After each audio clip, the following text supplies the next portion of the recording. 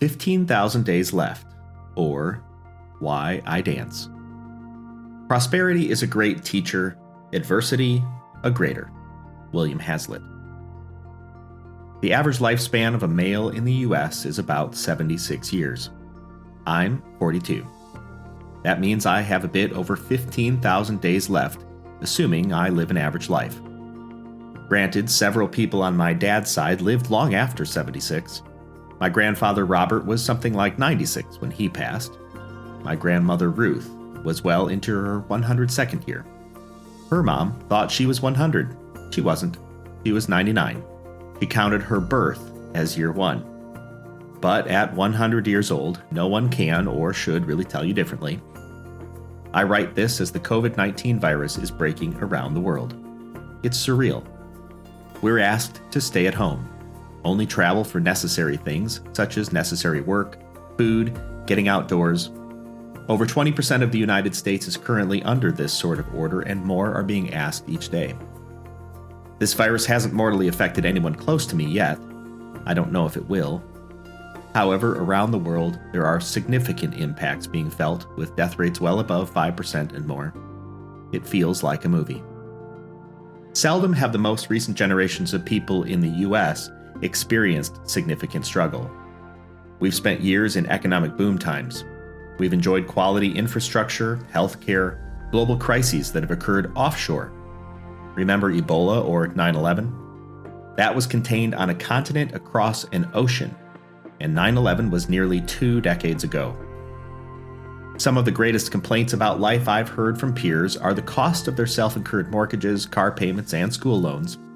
I've heard that healthcare should be less expensive, that it's difficult to eat healthily. It would be great if calories were actually free on Sundays, or that Olestra helped fat not process without also giving you the craps. Some people don't even know what Olestra was. I have a few friends who returned from military service but haven't regularly heard people were super concerned that global war would break out and a draft would be called up. I haven't seen soup lines, and it's been years since gas was out at the local gas station. College should be less expensive, healthcare should be free, stock prices should always rise, employers should pay more than they did last year, bodies shouldn't age, people should always be nice and agree, and the list goes on and on and on. So perhaps it's sobering, and shall I say it, necessary, that a pandemic of unknown proportions should sweep through the world. Perhaps it is good for us to have our attention drawn away from wanting our lives to be more and more amazing when they kind of already are. Maybe for those of us who live in the United States, the land of opportunity, where we vote for decisions, have more money than most countries, enjoy supply chains that don't fail, have clean water, stable electricity, don't get invaded, have a legal system that endeavors to be fair, maybe we can get back to taking care of each other. Struggle can bring focus. Mortality can bring focus. Maybe we can connect with one another as humans. Maybe we can care in new ways. Maybe the root of who we can be, people who long to love and be loved, accept and be accepted, will be seen more clearly. Maybe we can get to know our neighbor. Maybe we can smile at a stranger. Maybe we can share. Maybe we can walk outside. Maybe we can dance in the rain. Or when the social distancing is done, maybe we'll dance with each other. Which brings me to something I hope will come from all of this. Too often, I've seen a nicely dressed woman put together for an evening of fun, standing on a dance floor, begging for her man to come dance. At the table, the man sits, shaking his head, grasping his drink in one hand and his pride in the other. "Dance with me," she begs. Her eyes show her hope that he'll stand up, put aside his shame, and walk calmly, confidently to the dance floor. She wonders if everyone will see him coming to her, taking her by the hand. Countless times the man remains wrapped in some internal struggle, mind twisted on itself. "I can't dance," he says. He turns away awkwardly, sometimes even sitting alone. Sad. Of course you can't dance. You refuse to practice. Get up. The woman who agreed to keep bringing you places wants you to dance.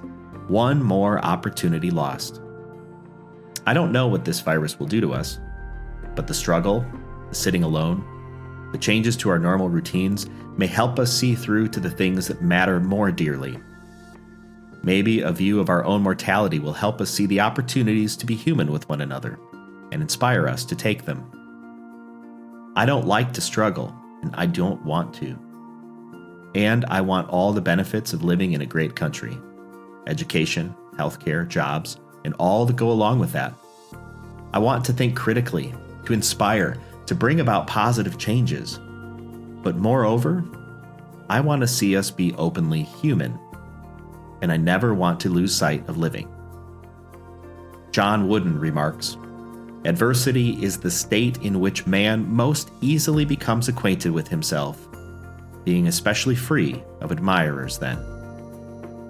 I want to dance. Maybe you can too. No one's watching, much less admiring you, except the one who's asking. And I have about 15,000 more days, or less, to do it. What about you?